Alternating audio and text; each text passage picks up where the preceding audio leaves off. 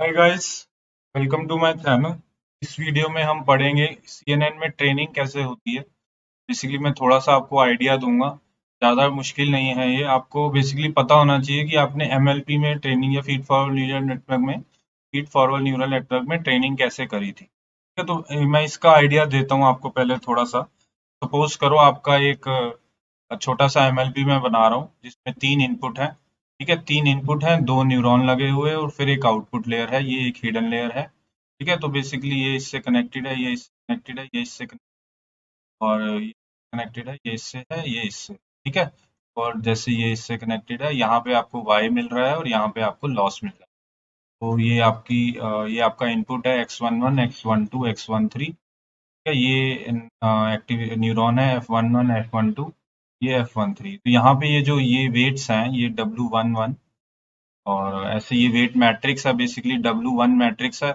यहाँ वाला weight matrix W2 है। ठीक है, तो बेसिकली अगर मेरे को अपनी इस वेट को अपडेट करना है, ये हमने एमएलपी में पढ़ा था कि अगर मेरे को इस वेट को अपडेट करना है, मेरी अपडेट इक्वेशन क्या होती थी, W11 new minus W11 old minus eta D L by D W1 old. Basically मैं क्या कह रहा हूँ कि मेरे को सारे डिफरेंशिएशन पता होने चाहिए, लॉस विद रिस्पेक्ट टू सारे weights. Loss with respect to this weight, अगर ये वेट लूँ तो ये 3,2 है। हाँ, तो मेरे को ये भी पता होना चाहिए कि loss with respect to this weight, तभी मैं सारे वेट्स अपडेट कर पाऊंगा। बेसिकली अगर मैं इस मैट्रिक्स को लूँ, ये मैट्रिक्स का साइज क्या होगा, ये जो मेरा वेट मैट्रिक्स है इसका साइज क्या है, इसका साइज होगा 3x2। ठीक है, तो बेसिकली यहाँ मेरा लगा होगा, इसमें बेसिकली 3 रोज हैं तो यहाँ मेरा लगा होगा W1, यहाँ मेरा लगा होगा W1, और इधर जैसे ये है इसका नाम क्या हुआ, W21, और इसका नाम हुआ W31। ठीक है, और तो W1 W21 W31 ऐसे ही होगा। और इधर होगा W यहाँ 21 हो गया, तो यहाँ पे 12 W22 W23। ठीक है, ये मेरे वेट मैट्रिक्स होगा। ठीक है, यहाँ का वेट मैट्रिक्स होगा। तो बेसिकली मेरे को ये सारे वेट्स अपडेट करने हैं। तो बेसिकली अगर मैं इसके डिफरेंशिएशन का वेट मैट्रिक्स देखूं, डिफरेंशिएशन का वेट मैट्रिक्स मतलब अगर मेरे को एक ये अपडेट करना है, बेसिकली जब आप अपडेट करते हो ना, तो ये डिफरेंशिएशन का भी एक इंटरनली वेट मैट्रिक्स स्टोर हो रहा होता है।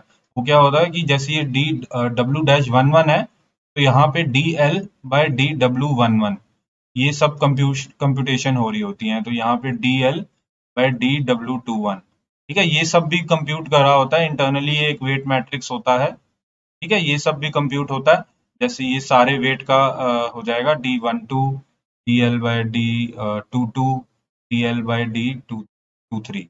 ठीक है, तो बेसिकली हमें मेन एम क्या है हमारा, ये जो है आपका डिफरेंशिएशन का वेट मैट्रिक्स है। ठीक है, बेसिकली ये कंप्यूट करना है, ये कंप्यूट हो जाएगा तो ऑब्वियसली आप इसको यहाँ लिख लोगे। तो ये कैसे कंप्यूट होगा, ये कैसे कंप्यूट होगा, हमने बताया था कि हम चेन रूल लगा लेते हैं। चेन रूल अगर मैं इसमें लगाना चाहूँ, तो basically D L by D W1 equal to, तो मैं अगर यहाँ पे पहुंचना है मेरे को, तो मैं ऐसे ही जाऊंगा, ऐसे ही जाऊंगा, तो बेसिकली मेरा ये होगा और ये होगा। तो मैं इसको लिखूंगा DL/D दिस इज F21, ठीक है, और DL/DF21, DF/DF21, DF/DF11, DF11/DW11। ठीक है, इससे ये मतलब बेसिकली आपका लॉस फंक्शन डिफरेंशिएबल होता है। मैंने बोला था आपके एक्टिवेशन फंक्शन सपोज रेलू लगा हुआ है, वो डिफरेंशिएबल होगा। तो आपके ये तीनों डिफरेंशिएबल है, तो आपकी इसकी वैल्यू फाइंड हो जाएगी। ऐसे ही आप सारे वेट्स की वैल्यू फाइंड कर लोगे और बेसिकली आप सारे वेट्स को अपडेट कर लोगे, और वेट्स एक बार अपडेट हो जाएंगे, फिर आप दोबारा क्यों क्या करोगे, फॉरवर्ड पास करोगे, फिर बैकवर्ड पास में अपने वेट्स अपडेट करोगे। यही करते हो ना आप एमएलपी की ट्रेनिंग में। तो ये मैंने आपको एक थोड़ा सा कंटेक्स्ट दे दिया कि एमएलपी की ट्रेनिंग कैसे होती थी, बेसिकली ऐसे होती थी। ठीक है, अब हम देखते हैं सीएनएन की ट्रेनिंग क्या होगी। सपोज करो कि मेरा एक छोटा सा मैं मॉडल ले लेता हूँ समझाने के लिए, कि मेरी एक इनपुट इमेज है। ठीक है, मेरी एक इनपुट इमेज है, उसमें कॉन्वोल्यूशन लेयर है। कॉन्वोल्यूशन लेयर क्या होती है, कॉन्वोल्यूशन लेयर होती है जिसमें कॉन्वोल्यूशन ऑपरेशन होता है प्लस रेलू लगा होता है। यही होता है ना, कॉन्वोल्यूशन ऑपरेशन होता है जो कि हम इससे डिनोट करते हैं, प्लस रेलू लगा होता है, उसके बाद हमने एक मैक्स पूलिंग लगाई, ठीक है, उसके बाद हमने मैक्स पूलिंग लगाई। के बाद जो आया उस पे हमने सपोज करो एक फ्लैटनिंग कर दी। इसका ज्यादा कोई है नहीं, इसका बस ये है कि यहाँ एक आउटपुट आएगा, उसके बाद हमने उसको एक लेंथ से पास कर दिया और अपना वाई आई ले लिया। ये मैंने इसलिए दिखाया क्योंकि ये अभी हम पढ़ेंगे इसके बारे में कि फ्लैटनिंग क्यों करते हैं, ये सारी चीजें। लेकिन अभी आप सिंपल सा समझो कि ये एक आर्किटेक्चर है, मेन इसमें ये है। ये जो है ना, ये कॉन्वोल्यूशन लेयर है आपकी, ये मैक्स पूलिंग लेयर है। चलो, अब ये तो आप, और यहाँ पे आपका एक लॉस लगा होगा, ठीक है, यहाँ पे आपका लॉस लगा होगा, ठीक है। तो अब ये एक बात समझो, जो कॉन्वोल्यूशन हो रही है आपकी, जो इनपुट इमेज है वो एक मैट्रिक्स है, ठीक है, वो एक मैट्रिक्स है। और जो कॉन्वोल्यूशन हो रही है उसके बाद एक कर्नल है। कर्नल भी मैंने आपको बोला ना एक मैट्रिक्स है, ये चीज समझनी बड़ी जरूरी है।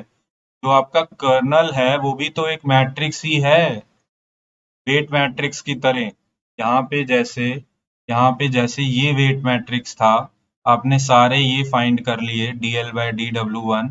तो बेसिकली आप ये सारा जो फाइंड करा है आपने, ठीक है, ये चेन रूल से फाइंड हो जाएगा आसानी से। तो बेसिकली मेरा कहने का मतलब है, यहाँ पे भी तो ये वेट मैट्रिक्स ही है, ठीक है, यहाँ पे भी तो ये वेट मैट्रिक्स है। अब सबसे पहला स्टेप क्या होता था हमारी एमएलपी की ट्रेनिंग में, हम रैंडमली अपने वेट मैट्रिक्स को इनिशियलाइज कर लेते थे, यही करते थे ना।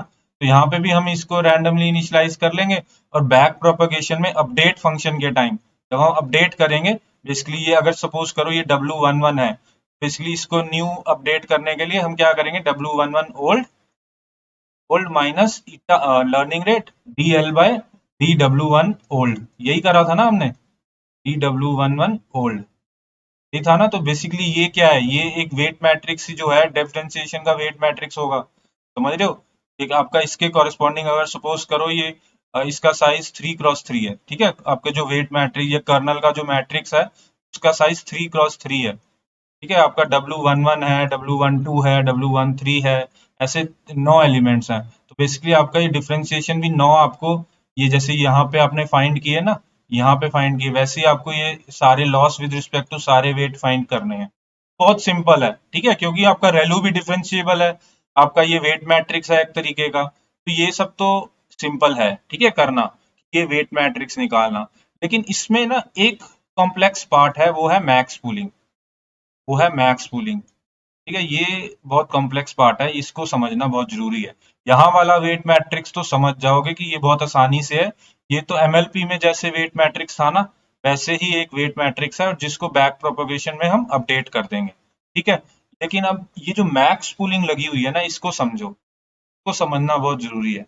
तो एक चीज समझो, पहली बात एक नोट करो, पहली बात समझो कि जो मैक्स पूलिंग है ना, इसके कोई वेट्स नहीं होते, मतलब इसके कोई वेट्स नहीं होते, इसमें कोई वेट मैट्रिक्स अंदर लगा नहीं होता, ठीक है। तो इसमें कोई वेट मैट्रिक्स है ही नहीं, तो हमें उसे ट्रेन ही नहीं करना, हमें वो लर्न ही नहीं करना, समझ रहे हो। जैसे कॉन्वोल्यूशन में तो आपका ये फिल्टर लगा होता था, तो आप बैक प्रोपगेशन में उसको ट्रेन करते थे। मैक्स पूलिंग में कोई फिल्टर ऐसा लगा ही नहीं होता जो जो कि आपको बैक प्रोपगेशन में लर्न करना हो, ठीक है। तो ये तो बहुत पॉजिटिव है, ये तो बहुत पॉजिटिव पॉइंट है इसका कि जब कोई लगा ही नहीं तो हमें लर्न ही नहीं करना, ठीक है। ये तो हम समझ गए कि मैक्स पूलिंग में कुछ लर्न ही नहीं होना, ठीक है। लेकिन एक पॉइंट है, एक पॉइंट समझो, जब तुमने सपोज करो ये इनपुट आया, उसके बाद तुमने कन्वोल्यूशन लेयर लगाई जो अपना रेलू वैल्यू लगा के, सपोज करो तुम्हारी इमेज का साइज है, सपोज करो तुम्हारी इमेज का साइज है, मैं दोबारा बनाता हूँ बड़ा करके,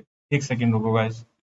तो सपोज करो कन्वोल्यूशन के बाद यहाँ मैक्स पूलिंग लगी, ठीक है, मैक्स पूलिंग लगी, और सपोज करो यहाँ वाई आई था और यहाँ लॉस आया, ठीक है। तो सपोज करो कन्वोल्यूशन के बाद इनपुट इमेज का साइज कुछ भी हो, कन्वोल्यूशन के बाद जो इमेज का साइज आया वो आया तुम्हारा 4x4, ठीक है, वो आया 4x4 की इमेज का साइज कह रहा हूं मैं, जो कन्वोल्यूशन इमेज है, ठीक है। मैं वेट मैट्रिक्स के साइज की बात नहीं कर रहा हूँ, मैं इमेज के साइज की बात कर रहा हूँ। जब तुमने इस पे मैक्स पूलिंग लगाई, सपोज करो तुमने मैक्स पूलिंग लगाई स्ट्राइड इक्वल टू 2 करके, ठीक है, स्ट्राइड इक्वल टू 2 करके जो मैंने तुम्हें पढ़ाई थी, तो अगर और कर्नल साइज का 2 है, ठीक है, कर्नल साइज 2 मतलब कि यहाँ 2 इस टाइप का मैक्स पूलिंग लगेगी। इसका साइज क्या होएगा मैक्स पूलिंग लगाने के बाद, ये 2x2 का बन जाएगा, समझ रहे हो ना, कि मैक्स पूलिंग से साइज की रिडक्शन हो गई, ठीक है, साइज की रिडक्शन हो गई, तुम्हारा वाई निकला, तुम्हारा लॉस निकला। लेकिन जब तुम बैक प्रोपोगेट करोगे लेकिन जब तुम बैक प्रोपोगेट करोगे तो ये 2x2 को तुम्हें 4x4 में बदलना पड़ेगा, तभी तुम्हारी सारे वेट्स के वो जो डिफरेंशिएशन है डीएल बाय वो तभी निकल पाएंगे। अगर ये जो तुम्हारा 2x2 का ये जो कन्वॉल्व होके बन गया ना, अगर ये वापस उसी साइज में बन जाए ना, तभी तब चीजें निकल पाएंगी, समझ रहे हो? तभी ये तुम्हारा ये जो तुम DL by D W11 DL by D W22 जो भी अब तुम्हारा साइज था वेट मैट्रिक्स या कर्नल मैट्रिक्स का, वो तभी सारी चीजें फीजिबल है जब तुमने ये मैक्स पूलिंग के बाद ये टू क्रॉस टू का जो ये साइज है ना, इसको तुम्हें किसी तरह 4x4 में बदलना है। तो रिसर्चर ने ये डिसाइड देखा कि ये कैसे हो रहा है, पता है? ये एक्चुअली क्या होगा, ये क्या होगा कि जब ये बैक प्रोपगेशन होगी, जब ये बैक प्रोपगेशन होगी ना, तो जैसे आप सोचो ये 4x4 का मैट्रिक्स है, ठीक है, 4x4 का मैट्रिक्स है, और ये मैक्स पूलिंग के बाद ये 2x2 बन गया, ठीक है, ये 4x4 का था, ये 2x2 बन गया। तो जब बैक प्रोपगेशन होगी तो हमें 2x2 से 4x4 बनाना है। ये चीज समझो, हमें 2x2 से, ये हमने मैक्स पूलिंग करी, ये 2x2 का बना, ठीक है। अब बैक प्रोपगेशन के टाइम हमें इसे 4x4 बनाना है। क्यों बनाना है? क्योंकि तभी हमारी सारे वेट्स मैट्रिक वो सब अपडेट होंगे, क्योंकि हमें जो साइज है वो अकॉर्डिंगली सेम होना चाहिए। अभी तक हम एमएलपी पढ़ रहे थे, उसमें साइज हमेशा सेम रहता था, तभी सारी चीजें फिजिबल रहती थी। लेकिन इसमें मैक्स पूलिंग करते वक्त जो साइज हो रहा है वही बदल जा रहा है, ठीक है। तो बेसिकली बैक प्रोपगेशन के टाइम ये वापस उस साइज में आ जाना चाहिए। तो क्या होता है इंटरनली, क्या होता है कि सपोज करो जो तुम्हारी इमेज थी, कॉन्वोल्यूशन इमेज थी, स्टार्टिंग में कॉन्वोल्यूशन करके यहाँ पे जो ये इमेज है, इस इमेज की बात कर रहा हूँ, इस इमेज अगर मैं यहाँ देखूं, सपोज करो यहाँ वैल्यू थी, सपोज करो 2 5 7 10, ठीक है, सपोज करो ऐसी वैल्यू थी, ठीक है, सपोज करो ये चार वैल्यू थी। तो जब तुमने मैक्स पूलिंग लगाई तो यहाँ पे 10 गया ना, यहाँ पे इसमें से 10 गया, क्योंकि ये मैक्सिमम था तभी तो ये 10 गया। यहाँ पे सोचो 8 7 11 4 है, तो यहाँ पे 11 क्यों जाएगा? क्योंकि अगर जब ये इसमें से कर्नल आएगा तो बेसिकली इसमें मैक्सिमम लेगा, ठीक है। तो बेसिकली क्या होगा जब तुम बैक प्रोपोगेट करोगे ना। अब एक बात और समझो, जब ये 10 गया तो ये 10 हुआ। अब आगे कुछ भी मॉडल लगाओ, आगे और भी कन्वोल्यूशन लेयर लगी हो, समझ रहे हो, आगे और भी कन्वोल्यूशन लगी हो, मैक्स पूलिंग लगी हो, कन्वोल्यूशन लगी हो, कितनी भी लेयर लगी हो, ये जो 10 वैल्यू है यही पूरे मॉडल में आगे जाती रहेगी।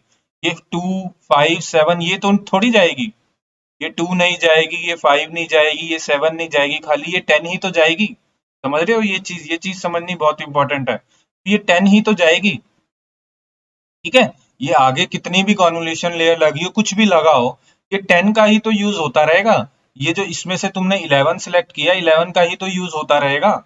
ये चीज समझनी बहुत जरूरी है। तो इसीलिए जब बैक प्रोपगेशन होती है ना, जब ये तुमने बैक प्रोपगेशन की, इससे जब अपडेट करना होता है ना वापस इसको, तो बैक प्रोपगेशन में डेरिवेटिव अपडेट होते हैं, ठीक है। तो बेसिकली क्या होता है, जहां पे अगर यहाँ 10 था, सपोज करो यहाँ 10 आया, यहाँ पे सपोज करो 0 1 2 5, तो यहाँ 5 आ जाएगा, यहाँ पे 3 4, सपोज मैं वैसी वैल्यू लिख रहा हूँ 6 8, तो यहाँ 8 आ जाएगा, ठीक है।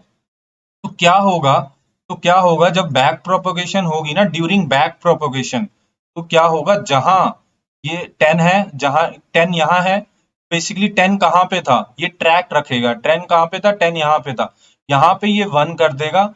बाकी ये तुम्हारा डिफरेंशिएशन वाला मैट्रिक्स बात कर रहा हूँ, मतलब तो बेसिकली क्या होगा, यहाँ पे 1 रहेगा, बाकी जगह 0 हो जाएगा, समझ रहे हो। 5 कहाँ है, 5 यहाँ है, यहाँ 1 हो जाएगा, बाकी जगह 0 हो जाएगा। 11 कहाँ है, 11 यहाँ है, बाकी जगह 0 हो जाएगा। ये चीज समझ दो, ठीक है। तो बेसिकली ऐसे हो जाएगा, तो ये बेसिकली अपडेट होगा इस तरीके से, ये 2x2 का मैट्रिक्स 4x4 का बन जाएगा, और अब अकॉर्डिंगली तुम्हारी पूरी बैक प्रोपगेशन होगी, ठीक है। अब अकॉर्डिंगली तुम्हारी पूरी बैक प्रोपगेशन होगी। ये समझना बहुत जरूरी है कि बैक प्रोपगेशन कैसे होती है, ठीक है। ये समझना बहुत जरूरी है कि बैक प्रोपगेशन कैसे हुई, ठीक है गाइस। तो ये मैंने तुम्हें समझा दिया, वैसे बहुत सिंपल है, बहुत सिंपल है। एक चीज ये भी याद रखना कि मैक्स पूलिंग में कोई वेट मैट्रिक्स ही नहीं होता, उसमें कुछ अपडेट होना ही नहीं। बस मैक्स पूलिंग में एक ये कंसेप्ट समझना कि तुम्हारा मैक्स पूलिंग यूज ही क्यों होती है। बेसिकली तुम्हारा साइज रिड्यूस हो जाता है, साइज रिड्यूस हो जाता है फॉरवर्ड प्रोपोगेशन में, ठीक है। बेसिकली बैकवर्ड प्रोपोगेशन में तुम्हारे सेम साइज लाना पड़ता है, समझ रहे हो।